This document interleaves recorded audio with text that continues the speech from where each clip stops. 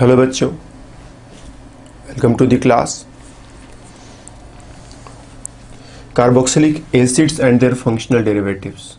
आज के क्लास से हम लोग इस टॉपिक के ऊपर काम करना शुरू करेंगे। धीरे धीरे हम लोग समझेंगे कि कार्बोक्सिलिक एसिड्स और उनके जो फंक्शनल डेरिवेटिव्स होते हैं उनका स्ट्रक्चर कैसा होता है, रिएक्टिविटी कैसी होती है, और फिर वन बाय वन इनके रिएक्शंस वगैरह को समझने की कोशिश करेंगे। तो देखो, हम लोग जानते हैं कि R C O OH, R का मतलब एल्किल ग्रुप या कोई कार्बन चेन होगा। तो ये जो मॉलिक्यूल हमने लिखा है उसमें ये हो गया अपना कार्बोक्सिलिक एसिड फंक्शनल ग्रुप। ठीक, ये कार्बोक्सिलिक एसिड फंक्शनल ग्रुप हो गया। अब क्या करो, कार्बोक्सिलिक एसिड फंक्शनल ग्रुप से ये OH को हटा दो और हटा करके इस OH के बदले में क्लोरीन यहां जोड़ दो। अब कहोगे ये एसिल क्लोराइड फंक्शनल ग्रुप बन करके तैयार हो गया। सेम वे फिर से एक बार इस OH को हटाओ और अब की बार इसके बदले में तुम जोड़ दो NH2। OH को हटाया और OH के बदले में NH2 जोड़ दिया। ये अमाइड फंक्शनल ग्रुप बन करके तैयार हो गया। OH को एक बार फिर से हटाओ और इस OH के बदले में OR-, मतलब फिर से कोई एल्किल ग्रुप या कार्बन चेन। इधर वाला एल्किल ग्रुप, इधर वाला एल्किल ग्रुप सेम भी हो सकते हैं, डिफरेंट भी हो सकते हैं। फिलहाल जो फंक्शनल ग्रुप इस मॉलिक्यूल में तैयार हो गया उसको हम बोलेंगे ये हो गया एस्टर फंक्शनल ग्रुप। और फिर से एक बार इस OH को हटाया और OH के बदले में, ठीक, इस OH को हटाया और इसके बदले में OCO-, फिर से R- मतलब कोई एल्किल ग्रुप या कार्बन चेन। तो अब जो इस मॉलिक्यूल में एनहाइड्राइड फंक्शनल ग्रुप हो गया। तो कार्बोक्सिलिक एसिड से जब इस OH को हटा करके ये सारे ग्रुप लगा करके ये चार जो नए फंक्शनल ग्रुप्स लिखे हैं, इन चारों को कहते हैं कि ये चारों कार्बोक्सिलिक एसिड ग्रुप के फंक्शनल डेरिवेटिव है। फंक्शनल डेरिवेटिव एक सिंगल स्कीम से अगर इनका स्ट्रक्चर प्रेजेंट करना हो तो हम ऐसे लिख सकते हैं RCO। यहां पर कोई ग्रुप Y है, इस Y के बदले हम OH लगा सकते हैं, हम क्लोरीन लगा सकते हैं, हम NH2 लगा सकते हैं, हम OR- या फिर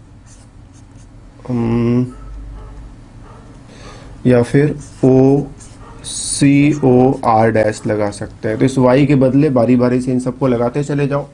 Y के बदले OH लगाओगे, कार्बोक्सिलिक एसिड बन करके तैयार हो गया। Y के बदले Cl लगाओगे, एसिल क्लोराइड बन करके तैयार हो गया। Y के बदले NH2 लगाओगे, अमाइड। Y के बदले OR-, एस्टर। और Y के बदले ये वाला ग्रुप लगा दिया, कार्बोक्सिलेट ग्रुप इसको कहोगे। तो ये बन गया तुम्हारा एनहाइड्राइड।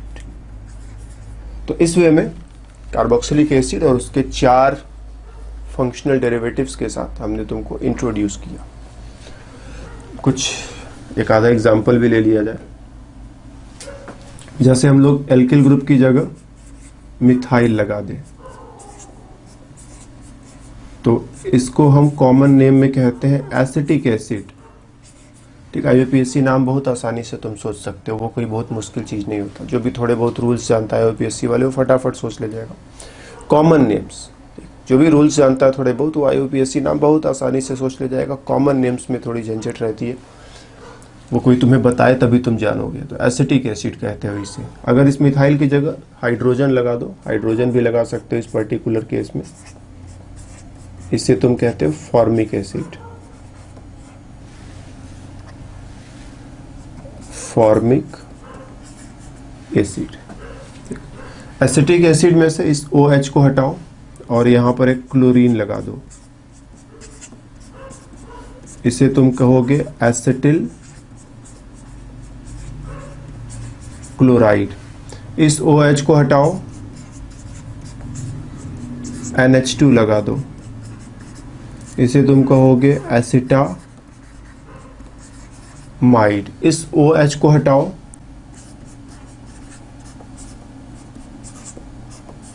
और OR कुछ लगा दो। तो इस पार्ट को तुम बोलोगे एसीटेट, प्लस इस पार्ट को बोलोगे एल्किल। दोनों को जोड़ दोगे तो पूरा नाम लिखोगे एल्किल एसीटेट।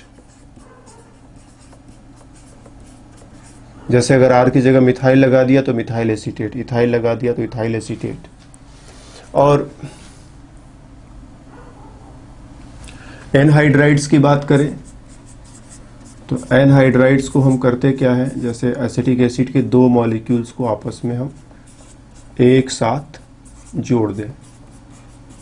ये एसिटिक एसिड, ये एसिटिक एसिड, इसके दो मॉलिक्यूल्स को आपस में जोड़ा। ये पानी का मॉलिक्यूल ऐसे यहाँ से निकालो, रिएक्शन कराना पड़ेगा, इसके लिए हीट करना पड़ेगा और साथ ही साथ तुम्हारी मर्जी हो तो P2O5 या फिर P2O3 लगा दो, तो पानी का मॉलिक्यूल जल्दी से निकल जाएगा, क्योंकि ये पानी के मॉलिक्यूल को खींच लेते हैं, डिहाइड्रेटिंग एजेंट कहे जाते हैं। तो यहाँ से पानी का मॉलिक्यूल निकाला, कार्बन को इस ऑक्सीजन में ले जाकर के जोड़ दो, ठीक, CH3 डबल बॉन्ड, वो ये वाला ऑक्सीजन लाकर इसमें जोड़ दो। तो इस तरह से ये एनहाइड्राइड बन गया और ये एसिटिक एसिड है, ये भी वही एसिटिक एसिड है। एसिटिक एसिड के मॉलिक्यूल्स को मिला करके एनहाइड्राइड बनाया है, तो इसे हम लोग एसिटिक एनहाइड्राइड भी कह देते हैं। तो इस वे में जो है कुछ कुछ बहुत ही बेहद हल्के हल्के एग्जाम्पल्स लिए, बाकी चीजें तुम धीरे धीरे अपने आप समझोगे। इनके रिएक्शंस की बात करी जाए, COY, Y की जगह तुम्हारा वही जो सारी चीजें हम लोगों ने देखी उनमें से कुछ भी हो सकता है। इनके रिएक्शंस की बात करी जाए तो इनका एक कॉमन रिएक्शन है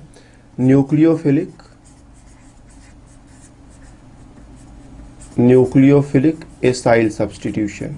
ये ऐसा रिएक्शन है जो ये सब के सब देते हैं।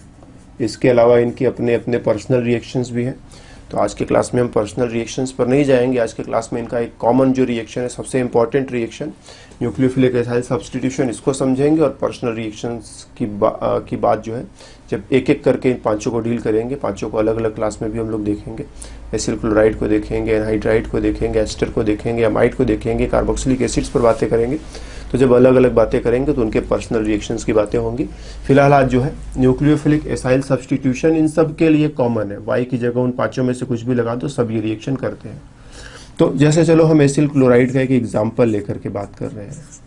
सपोज अपने पास एसिल क्लोराइड है और इसको तुम क्या करो, किसी न्यूक्लियोफाइल से रिएक्शन करा दो। न्यूक्लियोफाइल, चलो हमने आसानी के लिए मान लिया कि न्यूक्लियोफाइल पर एक नेगेटिव चार्ज भी है। ध्यान देना, न्यूट्रल न्यूक्लियोफाइल भी होता है। न्यूक्लियोफाइल वो जो इलेक्ट्रॉन डोनेट करे और कार्बन से बॉन्ड बनाए। तो इसके पास लोन पेयर ऑफ इलेक्ट्रॉन है, वो डोनेट करेगा, कार्बन से बॉन्ड बनाएगा, माइनस का चार्ज रहे न रहे फर्क नहीं पड़ता है। बट इस प्रेजेंट केस में चलो माइनस का चार्ज भी है। देखो होगा क्या, इस क्लोरीन को यहाँ से हटाना है। अगर हम बिना मैकेनिज्म में गए हुए पहले बाहर से एक बार इसका दर्शन कर ले, इस बॉन्ड की पोलैरिटी अगर तुम चेक करो तो क्लोरीन पर डेफिनेटली क्लोरीन ज़्यादा इलेक्ट्रोनेगेटिव होता है, तो इस पर माइनस आएगा, कार्बन पर प्लस आएगा। इस बॉन्ड को ब्रेक कर दो, क्लोरीन को हटा करके ये न्यूक्लियोफाइल यहाँ पर जोड़ दो।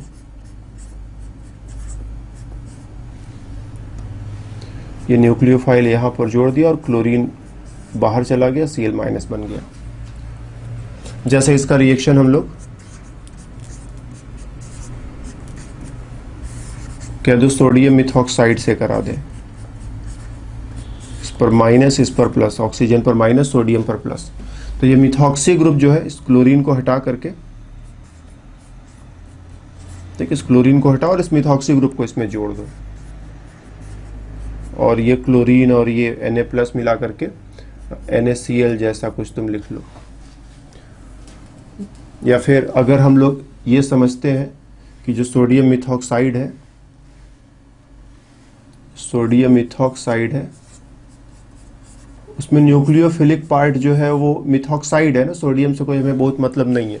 तो इसी रिएक्शन को हम लोग थोड़े और एक्सपर्ट मोड में लिखें तो हम लोग कहेंगे कि चलो ऐसे भी लिखा जा सकता है कि ये है chlorine, acyl chloride, methoxide ion बस लिख रहे हैं ना, सोडियम को भूल जाओ।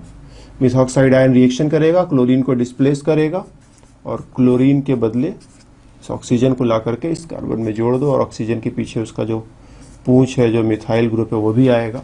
तो इस तरह से एसिल क्लोराइड से देखो तुम्हें एक एस्टर मिल जाएगा, प्लस ये क्लोरीन जो है यहाँ से निकल करके बाहर चला गया, राइट। तो रिएक्शन तो बहुत आसान हमने चुना था, इसीलिए लिखने में कोई परेशानी नहीं हुई। इसके मैकेनिज्म के अंदर थोड़ा चलते हैं। इस तरह के रिएक्शंस का मैकेनिज्म क्या होता है, तो देखो ये है एसिल क्लोराइड, कोई न्यूक्लियोफाइल है जो अपना इलेक्ट्रॉन डोनेट करेगा और डोनेट करके यहाँ पर रिएक्शन करेगा। और जब ये यहाँ पर रिएक्शन करेगा, मतलब इलेक्ट्रॉन डोनेट किया, कार्बन से एक बॉन्ड बनाएगा।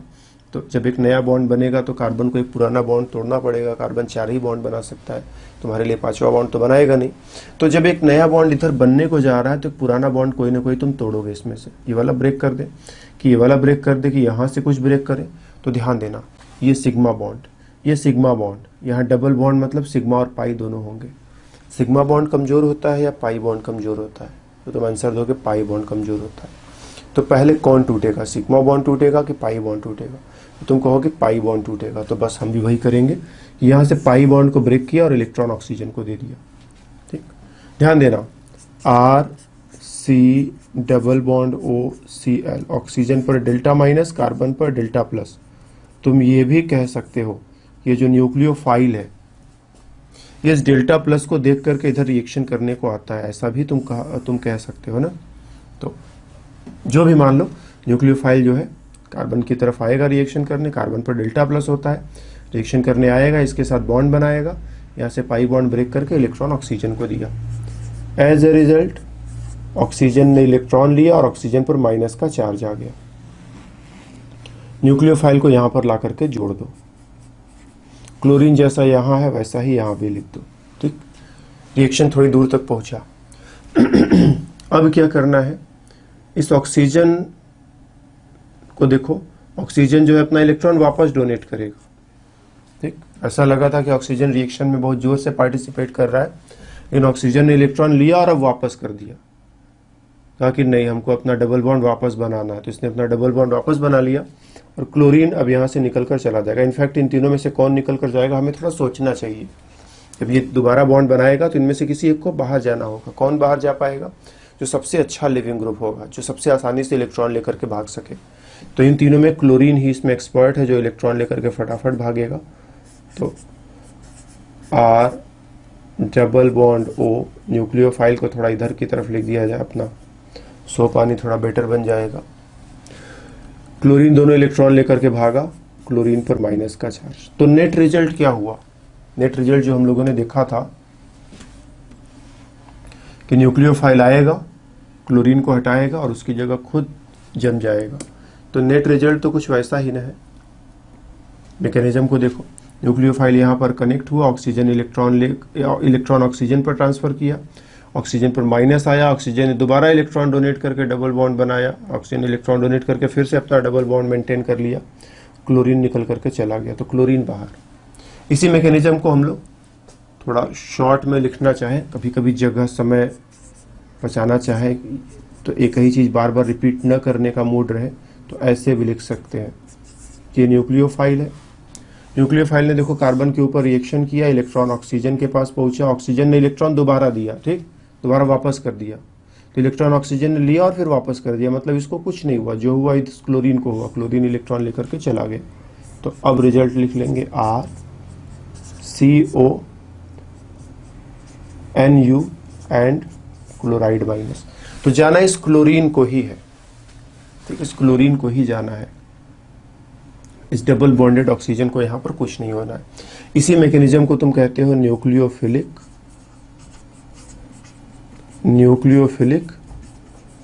Acyl substitution. इस R C double bond O, इस ग्रुप को तुम कहते हो एसिल ग्रुप,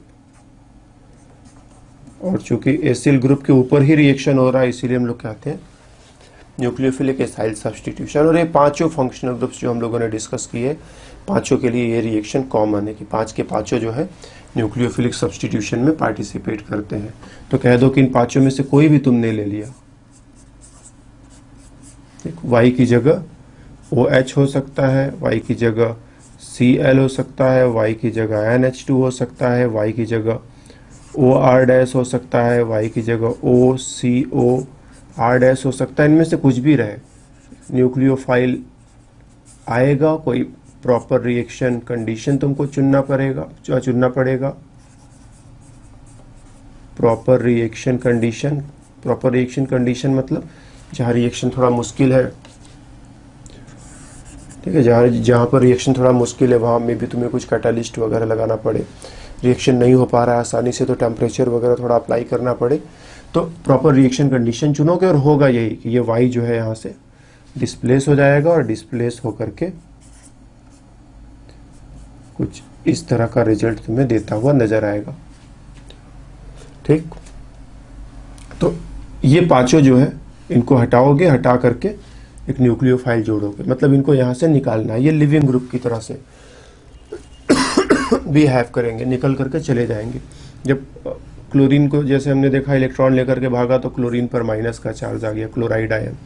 OH अगर इलेक्ट्रॉन लेकर के भागे तो OH माइनस, NH2 इलेक्ट्रॉन लेकर के भागे तो NH2 माइनस, OR इलेक्ट्रॉन लेकर के भागे तो OR डैश माइनस, और ये इलेक्ट्रॉन लेकर के भागे तो OCOR डैश माइनस। तो इन ग्रुप्स को इलेक्ट्रॉन लेकर के भागना है, और सभी इलेक्ट्रॉन लेकर के भागने में बराबर पावर नहीं रखते हैं। कुछ आसानी से इलेक्ट्रॉन लेकर के भाग पाएंगे, कुछ मुश्किल से इलेक्ट्रॉन लेकर के भाग पाएंगे, और इसी वजह से सबका रिएक्शन एक जैसा नहीं होगा। कुछ केसेज में रिएक्शन बहुत आसानी से होगा, कुछ केसेज में रिएक्शन बहुत मुश्किल से होगा। राइट, सब आसानी से इलेक्ट्रॉन लेकर के नहीं भाग पाएंगे, तो कुछ केसेज में रिएक्शन आसानी से होने को जा रहा है और कुछ केसेज ऐसे भी होंगे जहां पर रिएक्शन मुश्किल से होगा। तो ये हम लोगों को थोड़ा समझना है। तो एक चीज हम लोगों ने समझा कि कार्बोक्सिलिक एसिड है, उसके 4 डेरिवेटिव्स है और चारों में एक रिएक्शन कॉमन है। किसी भी न्यूक्लियोफाइल से ये जो लिविंग ग्रुप Y है, OH, Cl, NH2, OR dash and this one, इन सबको डिस्प्लेस कराया जा सकता है, और डिस्प्लेस करा के इसके बदले में कोई दूसरा न्यूक्लियोफाइल लगाया जा सकता है। और सभी केसेज में रिएक्शन बराबर रेट से हो, बराबर आसानी से हो, ऐसा जरूरी नहीं है। जहां पर जैसा सिचुएशन बनेगा वैसा स्पीड रहेगा, कभी रिएक्शन आसान होगा, कभी रिएक्शन मुश्किल होगा। ठीक, सो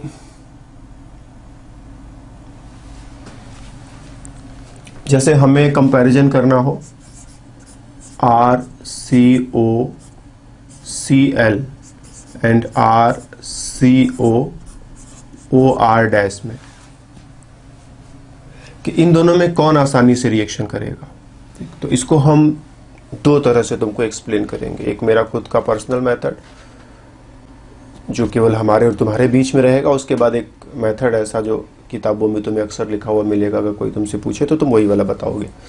पहले अपना पर्सनल मेथड देखो। यहां से जब क्लोरीन निकल करके जाएगा तो क्लोरीन पर नेगेटिव चार्ज आएगा। ऑक्सीजन सपोज इलेक्ट्रॉन लेकर के भाग रहा है तो ऑक्सीजन पर नेगेटिव चार्ज आएगा। किस पर यह नेगेटिव चार्ज ज्यादा स्टेबल है, ऑक्सीजन पर या क्लोरीन पर? जिस पर ज्यादा स्टेबल होगा वो जल्दी इलेक्ट्रॉन लेकर के भाग पाएगा और वहां पर रिएक्शन भी आसानी से होगा। ठीक, ये मेरा मेथड सिर्फ तुम्हारे लिए। राइट, इसमें सही गलत की हम लोग कोई बातें नहीं करेंगे। अगर कल को कोई क्लेम करे कि नहीं ऐसा नहीं वैसे, तो तुम उसमें लड़ाई मत करना और किसी को बताना भी मत कि ये मेथड हमने तुमको बताया, बस हमारे और तुम्हारे लिए, क्योंकि 100% काम करेगा। क्लोरीन इलेक्ट्रॉन लेकर के भागेगा, क्लोरीन पर माइनस आएगा। ऑक्सीजन इलेक्ट्रॉन लेकर के भागेगा, ऑक्सीजन पर माइनस आएगा। किस पर नेगेटिव चार्ज ज्यादा स्टेबल है?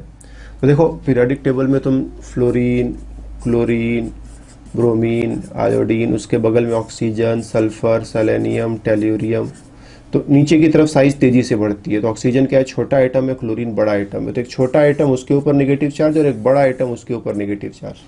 तो नेगेटिव चार्ज इसके पूरे सतह पर फैल जाता है, इसके सरफेस पर फैल जाता है, स्टेबिलिटी बढ़ जाती है। और यह नेगेटिव चार्ज एक छोटे से जगह में रखा हुआ है, स्टेबिलिटी कम हो जाती है। तो क्लोरीन के ऊपर नेगेटिव चार्ज काफी स्टेबल है, ऑक्सीजन के ऊपर नेगेटिव चार्ज उतना स्टेबल नहीं है। राइट, क्लोरीन के ऊपर नेगेटिव चार्ज काफी स्टेबल है, ऑक्सीजन के ऊपर नेगेटिव चार्ज उतना स्टेबल नहीं है। तो डेफिनेटली हम कहेंगे कि ये आसानी से भाग पाएगा, ये मुश्किल से भाग पाएगा। तो यहाँ रिएक्शन आसान, यहाँ रिएक्शन मुश्किल। ठीक, इसी में हम लोग एक और कंपैरिजन करते हैं। सपोज हम इसी में एस्टर को बुला लाए, एनहाइड्राइड को बुला लाए, RCOOCOR। इसको यहाँ से इलेक्ट्रॉन लेकर के भागना है, तो ऑक्सीजन पर minus, C double bond O और R, इसी ऑक्सीजन पर माइनस आएगा।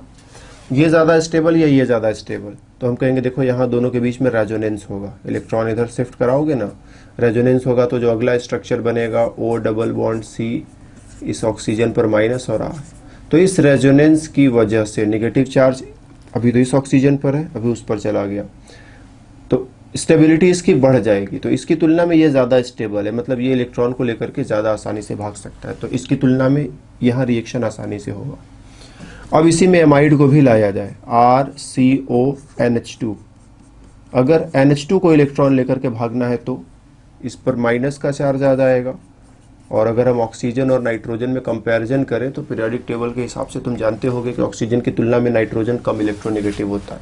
ऑक्सीजन चूंकि ज़्यादा इलेक्ट्रोनेगेटिव है इसीलिए वो नेगेटिव चार्ज को आसानी से स्टेबलाइज कर पाएगा, नाइट्रोजन कम इलेक्ट्रोनेगेटिव है इसीलिए वो नेगेटिव चार्ज को आसानी से स्टेबलाइज नहीं कर पाएगा। ध्यान देना, यहाँ पर हम एक तुम्हारे लिए कुछ बातें बता दें, जैसे nitrogen, oxygen, carbon, fluorine, chlorine, bromine, iodine, जब तुम इधर की तरफ ट्रेवल करोगे तो इलेक्ट्रोनेगेटिविटी से stability of negative charge cheque करोगे।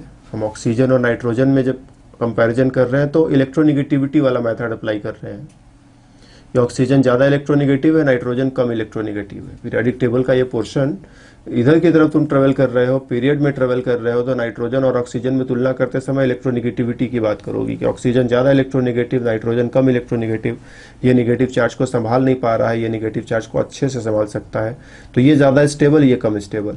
लेकिन जब तुम इधर की तरफ ट्रेवल करोगे तो इलेक्ट्रोनेगेटिविटी की बात नहीं करोगे, साइज की बात करोगे कि ऑक्सीजन छोटा आइटम है और क्लोरीन इसकी तुलना में बहुत बड़ा आइटम है, छोटे आइटम पर नेगेटिव चार्ज, बड़े आइटम पर नेगेटिव चार्ज, ये पूरे सरफेस पर फैल जाता है, ये सरफेस ही छोटा सा है, इसका सरफेस बड़ा है तो ज़्यादा फैलेगा, तो उसकी स्टेबिलिटी ज़्यादा होगी। तो नेगेटिव चार्ज की स्टेबिलिटी अगर डील करनी हो तो इस डायरेक्शन में डील करनी है इलेक्ट्रोनेगेटिविटी, इस डायरेक्शन में डील करनी है साइज। तो अब ओवरऑल डिस्कशन को देखा जाए तो सबसे पहले हमने क्लोराइड और इस एल्कोक्साइड को कंपेयर किया, ये ज़्यादा स्टेबल, ये कम स्टेबल।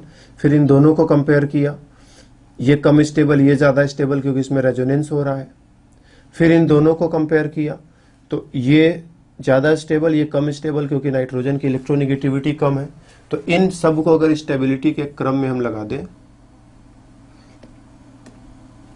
इन सब को स्टेबिलिटी के क्रम में लगा दें तो हम कहेंगे क्लोराइड सबसे ज़्यादा स्टेबल है, फिर OCOR माइनस इसकी बारी आएगी, फिर OR डैश माइनस इसकी बारी आएगी, फिर NH2 माइनस इसकी बारी आएगी। और एग्जैक्टली यही क्रम इनके रिएक्टिविटी का भी होता है। अगर हम लोग ये चेक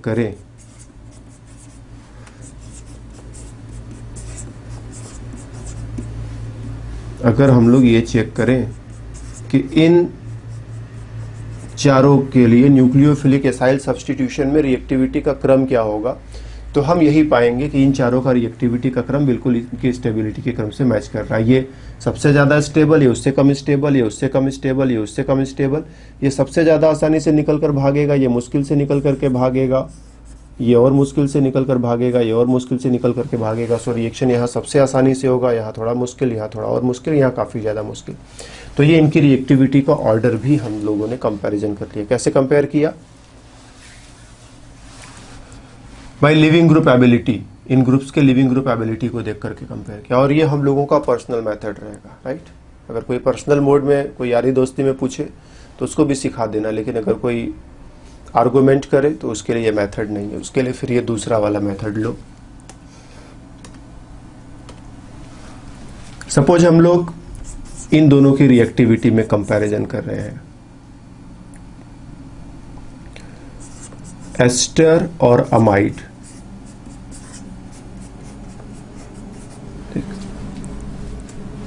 हम जनरल रिएक्शन स्कीम तुम्हारे लिए लिख दें, ये रहा यहाँ पर Y और कोई न्यूक्लियोफाइल पहले आया, न्यूक्लियोफाइल ने क्या किया, यहाँ पर रिएक्शन किया, इलेक्ट्रॉन ऑक्सीजन को तुमने दे दिया, ऑक्सीजन पर आ गया माइनस, यहाँ पर न्यूक्लियोफाइल, ये Y की जगह क्या है, अगर एस्टर लोगे तो Y की जगह OR और अमाइड लोगे तो Y की जगह NH2। फिर इसने इलेक्ट्रॉन रिटर्न किया और ये बाहर निकल गया और फाइनली जो है तुम्हें मिल गया RCO with nucleophile and Y is going out with electrons. ये रिएक्शन का मैकेनिज्म है। तो दो स्टेप में रिएक्शन हो रहा है। पहला स्टेप स्लो है, दूसरा स्टेप फास्ट है, और जो स्लो स्टेप होता है वही रेट डिटरमाइनिंग स्टेप होता है। तो हमको ये देखना है कि न्यूक्लियोफाइल इस carbonyl group C double bond को कार्बोनिल ग्रुप कहते हैं, कार्बोनिल ग्रुप के साथ कितनी आसानी से रिएक्शन कर पाएगा। तो देखो होता क्या है कि कार्बोनिल ग्रुप में ऑक्सीजन पर है डेल्टा माइनस, कार्बन पर है डेल्टा प्लस, और न्यूक्लियोफाइल क्या है, इसी न्यूक्लियोफाइल जो इसी डेल्टा प्लस को देख करके रिएक्शन करने को चलता है। तो अगर कार्बोनिल ग्रुप के पास जो डेल्टा प्लस है बहुत हैवी है, थोड़ा बड़ा बनाया है, और कार्बोनिल ग्रुप के पास डेल्टा प्लस थोड़ा छोटा है ना, तो न्यूक्लियोफाइल यहाँ पर और यहाँ पर दोनों जगहों पर रिएक्शन करना है। अगर डेल्टा प्लस ज़्यादा है तो रिएक्शन भी आसानी से होगा, डेल्टा प्लस कम है तो रिएक्शन भी मुश्किल से होगा। तो इस डेल्टा प्लस के बारे में सोचो कि यहाँ डेल्टा प्लस ज़्यादा है या यहाँ डेल्टा प्लस ज़्यादा है। तो ये ऑक्सीजन क्या करता है, देखो लोन पेयर डोनेट करता रहता है। ये नाइट्रोजन क्या करता है, लोन पेयर डोनेट करता रहता है। दोनों लोन पेयर डोनेट करते रहते हैं, और लोन पेयर डोनेट करेंगे तो डेल्टा प्लस को कम कर देंगे। नाइट्रोजन कम इलेक्ट्रोनेगेटिव है, लोन पेयर को ज़्यादा आसानी से डोनेट कर सकता है। ऑक्सीजन ज़्यादा इलेक्ट्रोनेगेटिव है, लोन पेयर को मुश्किल से डोनेट कर पाएगा। तो ये ज़्यादा आसानी से लोन पेयर को डोनेट करेगा तो डेल्टा प्लस को कम कर देगा। ठीक, डेल्टा प्लस को इसने कम कर दिया, तो यहाँ छोटा सा डेल्टा प्लस बनाओ और यहाँ थोड़ा बड़ा डेल्टा प्लस बनाओ। क्यों छोटा सा डेल्टा प्लस, इसका डेल्टा प्लस छोटा क्यों हो गया, क्योंकि इसने इलेक्ट्रॉन अच्छे से इसको खिला दिया। जैसे तुम्हें बहुत जोर से भूख लगी हो, तुम घर पर जाओगे खाना खाओगे, अभी स्कूल से घर जा रहे हो, जोर से भूख लगी है, घर पर जाओगे खाना खाओगे, रास्ते में किसी दोस्त ने समोसा वगैरह खिला दिया तो अब घर पर थोड़ी देर में जाकर के खाना खाओगे, और किसी ने खूब बढ़िया एक बड़ा सा पिज्ज़ा खिला दिया तो अब तुम घर पर जाके बहुत ही देर में खाना खाओगे। तो नाइट्रोजन खूब आसानी से इलेक्ट्रॉन पेयर डोनेट कर रहा है, ऑक्सीजन मुश्किल से इलेक्ट्रॉन पेयर डोनेट कर रहा है। कार्बन को भूख लगी थी तो जिसने खूब आसानी से ढेर सारा इलेक्ट्रॉन खिला दिया इसकी भूख कम हो गई, और जिसने मुश्किल से इलेक्ट्रॉन खिलाया यहाँ पर भूख कम हुई लेकिन उतना भी कम नहीं हुआ है। तो ये ज़्यादा रिएक्टिव रहेगा, ये कम रिएक्टिव रहेगा। जब भी न्यूक्लियोफाइल रिएक्शन करने को आएगा यहाँ आसानी से रिएक्शन करेगा, यहाँ मुश्किल से रिएक्शन करेगा। तो हम लोग कार्बोनिल ग्रुप की रिएक्टिविटी से ना बिल्कुल, अगर हम लोग कहते हैं जिसको वेल एक्सप्लेन्ड, ठीक, खूब अच्छे से एक्सप्लेनेशन करना चाहे, चीज़ों को अच्छे से, चीज़ों को ध्यान में रख करके एक्सप्लेन करना चाहे तो एक्सप्लेनेशन हमको ऐसे देना चाहिए कि ये है रिएक्शन का मैकेनिज्म, ये स्लो स्टेप, ये फास्ट स्टेप। जो स्लो स्टेप है वही रेट डिटरमाइनिंग, और उसी स्टेप में हमको खोजना है कि रिएक्शन क्यों मुश्किल या क्यों आसान। तो कार्बोनिल ग्रुप के साथ न्यूक्लियोफाइल का रिएक्शन कितनी आसानी से होगा ये हमको यहाँ पर देखना चाहिए कि कार्बन के साथ न्यूक्लियोफाइल रिएक्शन कितनी आसानी से करेगा। तो कार्बन पर डेल्टा प्लस होता है, ऑक्सीजन लोन पेयर डोनेट करके डेल्टा प्लस को कम करने की कोशिश करेगा, नाइट्रोजन लोन पेयर डोनेट करके डेल्टा प्लस को कम करने की कोशिश करेगा। क्योंकि नाइट्रोजन अच्छे से लोन पेयर डोनेट करता है, ऑक्सीजन उतने अच्छे से नहीं डोनेट करता है, इसीलिए यहाँ डेल्टा प्लस काफ़ी नीचे चला जाएगा, यहाँ थोड़ा ऊपर रहेगा, थोड़ा ज़्यादा रहेगा। सो न्यूक्लियोफाइल यहाँ मुश्किल से रिएक्शन करेगा, यहाँ आसानी से रिएक्शन करेगा। तो ये भी एक्सप्लेनेशन का एक तरीका है, और यही जो है प्रॉपर वे है।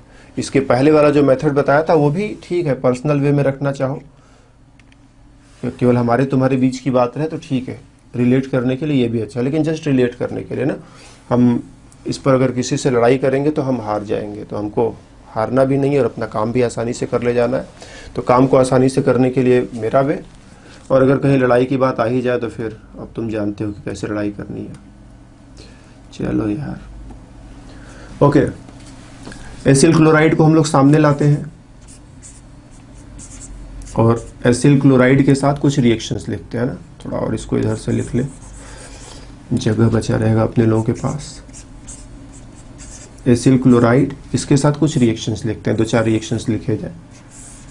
जैसे सोडियम मिथॉक्साइड के साथ इसका रिएक्शन लिख दे, CH3ONA। तो देखो ये क्लोरीन को जाना है और ये ऑक्सीजन को आकर के इसी कार्बन पर लग जाना है। मैकेनिज्म हम लोग पहले ही देख चुके हैं, हम लोग समझते हैं जो मैकेनिज्म चल रहा है उसी मैकेनिज्म से ये सब कुछ हुआ। ये सोडियम और ये क्लोरीन मिला करके तो इधर NaCl लिख देना, ठीक, रिएक्शन कंप्लीट। तो मैकेनिज्म पर नज़र रखनी है, रिएक्टिविटी पर नज़र रखनी है, लेकिन जब जरूरत पड़े तो रिएक्शंस को फटाफट डायरेक्ट वे में भी लिखने आना चाहिए।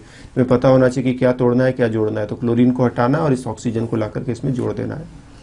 सेम वे अगर हम मिथेनॉल से रिएक्शन कराएं, तुम्हारे मन में बहुत बार मिसकॉन्सेप्शन होता है, मिथेनॉल को तुम इस तरह से देखते हो जैसे सोडियम हाइड्रोक्साइड होता है Na+, OH माइनस, वैसे ही तुम कहते हो यहाँ पर भी जो है CH3 प्लस और OH माइनस बन जाएगा, लेकिन ध्यान देना ये गलत है, ये यहाँ से नहीं टूटता है, ये यहाँ से टूटता है, H पर प्लस ऑक्सीजन पर माइनस। तो फिर से यही वाला ऑक्सीजन जा करके यहाँ पर रिएक्शन करेगा and you have RCO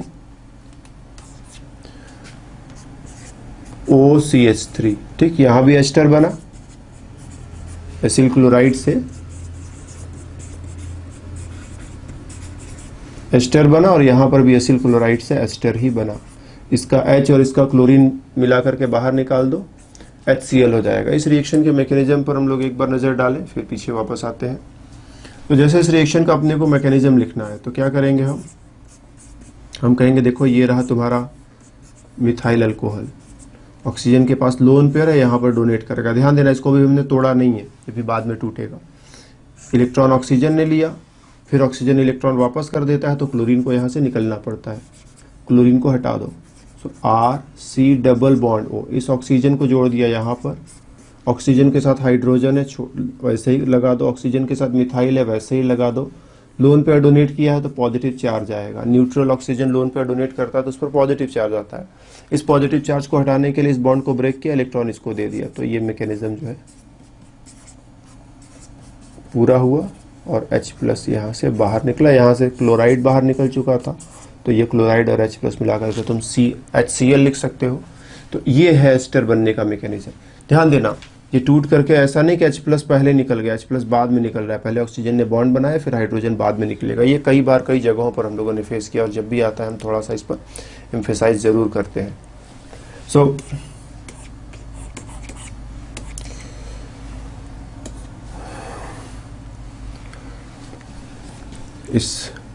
in reactions को फिर से ध्यान दें, तो क्लोरीन को हटाया, ये तो आयनिक कंपाउंड है, सोडियम पर पॉजिटिव चार्ज होता है, ऑक्सीजन पर नेगेटिव चार्ज होता है, सो मिथॉक्साइड आयन आएगा, ऑक्सीजन के थ्रू कार्बन से बॉन्ड बनाएगा।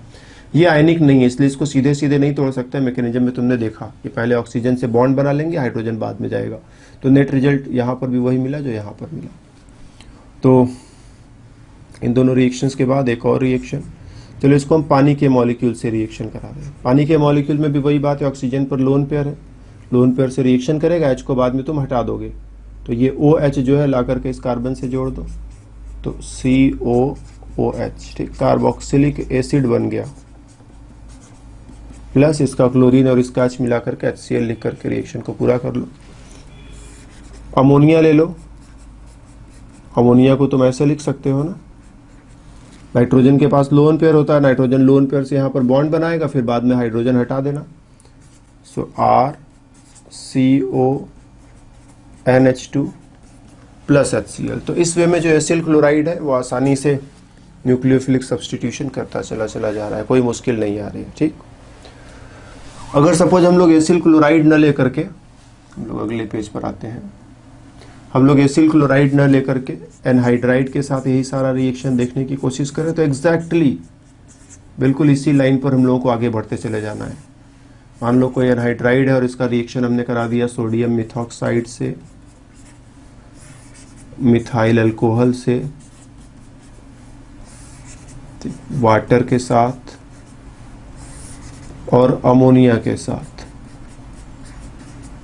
तो यहीं से बॉन्ड ब्रेक होना है, ये इलेक्ट्रॉन लेकर के निकलेगा बाद में, इस पर माइनस का चार्ज है, इस पर प्लस का चार्ज है, ऑक्सीजन आएगा, इस कार्बन के साथ बॉन्ड बनाएगा, RCOOCH3, और ये सोडियम और ये वाला पार्ट आपस में मिला दो, तो तुम लिख दोगे RCOONA।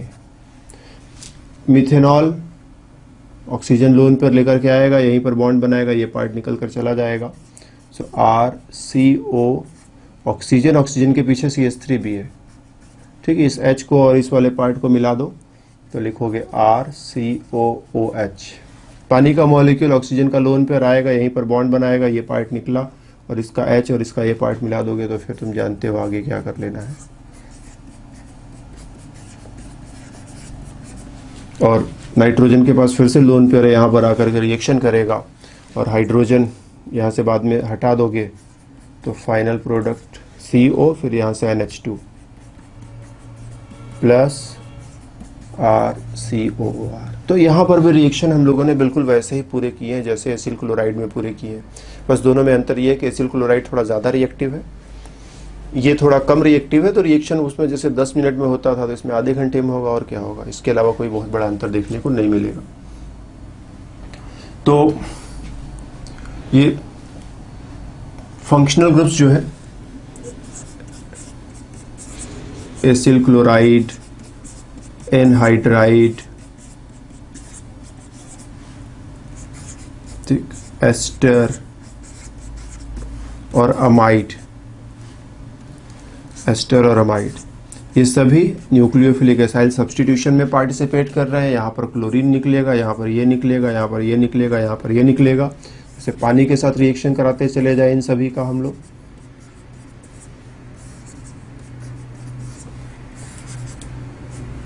तो तुम देखोगे इसमें बस पानी मिलाओगे रिएक्शन हो जाएगा। ठीक, पानी मिलाया और रिएक्शन हो गया। पानी के मॉलिक्यूल में दो पार्ट है, H एंड OH। तो यहीं से ब्रेक कर लेना, OH को लाकर इसमें जोड़ देना, H और क्लोरीन को मिलाकर HCl लिख लेना। फिर से पानी के मॉलिक्यूल में वही दो part, H and OH, bond को यहाँ से ब्रेक करो, OH इसमें से लाकर इसमें जोड़ दो। मैकेनिज्म वाइज लिखना चाहोगे तो तुमको सिखाई दिया है हमने अब। प्लस इधर वाला पार्ट भी RCOO, O के साथ H। तो इसी का सेकेंड रिपीटिशन, पानी के साथ इसका रिएक्शन कराओ, बॉन्ड ब्रेक करो, इसके साथ OH जोड़ दो और इसके साथ H जोड़ दो, R-OH हो जाएगा। तो RCO, ठीक, CO के साथ OH जोड़ दिया प्लस R-OH, और इसका रिएक्शन पानी के साथ कराओ। ठीक, OH को लाकर इस कार्बन में जोड़ दो, सो RCOOH प्लस ये NH2 में हाइड्रोजन जोड़ दोगे तो NH3 हो जाएगा। लेकिन ध्यान देना, जितनी आसानी से लिखा है ये सारे रिएक्शंस उतनी आसानी से नहीं होते। इसमें तो ठीक है, तुमने पानी मिलाया रिएक्शन हो जाएगा, कह दो 2 मिनट में हो गया। इसके साथ पानी मिलाया रिएक्शन हो जाएगा, कह दो 10 मिनट में हो गया। थोड़ा ज़्यादा टाइम लेगा क्योंकि धीरे धीरे रिएक्शन करता है। इसमें केवल पानी मिलाने से कुछ नहीं होगा, तुम्हें पानी के साथ थोड़ा सा एसिड भी मिलाना पड़ेगा या बेस भी मिला सकते हो। ठीक, जब एस्टर पर हम लोग पर्सनल बातें करेंगे तो उस समय एसिड बेस दोनों को अलग अलग देख लेंगे। यहाँ फिलहाल बस एसिड के साथ देख लेते हैं। तो एसिड मिलाओगे, जैसे थोड़ा HCl मिला दिया ना, जैसे थोड़ा इसी में डाइल्यूट HCl मिला दिया और साथ ही साथ थोड़ा सा वार्म, हल्का सा गर्म करोगे, बहुत ज़्यादा भी करने की जरूरत नहीं है। एस्टर के साथ अकेले पानी कुछ नहीं कर पाएगा, इसके साथ भी तुमको HCl लेना पड़ेगा। जैसे कंसनट्रेटेड HCl लिया और बॉयल करोगे, थोड़ा बहुत गर्म करने से कुछ नहीं होगा, अच्छे से बॉयल करोगे तब ये रिएक्शन होगा। क्यों? क्योंकि इसकी रिएक्टिविटी कम है। पीछे हम लोगों ने डिस्कशन किया है, इसकी रिएक्टिविटी कम है। तो रिएक्टिविटी ज़्यादा, 2 ही मिनट में रिएक्शन हो गया। कोई कैटालिस्ट वगैरह नहीं मिलाना पड़ा, ना कोई एसिड ना कोई बेस। यहाँ पर भी थोड़ा समय लगा लेकिन रिएक्शन हो गया, कोई एसिड बेस मिलाने की जरूरत नहीं है। और इन दोनों के साथ रिएक्शन तभी होता है जब हम कुछ कैटालिस्ट लें, कुछ एसिड लें या कुछ बेस लें। एसिड बेस दोनों में रिएक्शंस हो जाते हैं। यहाँ पर एसिड की मदद से रिएक्शन लिखा है, बेस को हम लोग बाद में डील करेंगे। तो इस वे में ये जो 5 फंक्शनल ग्रुप्स हैं, इनमें जो सबसे बड़ा रिएक्शन है वो यही है, न्यूक्लियोफिलिक एसाइल सब्स्टिट्यूशन। और पांचों में ये कॉमन है, तो पांचों को एक साथ हम लोगों ने निपटा लिया।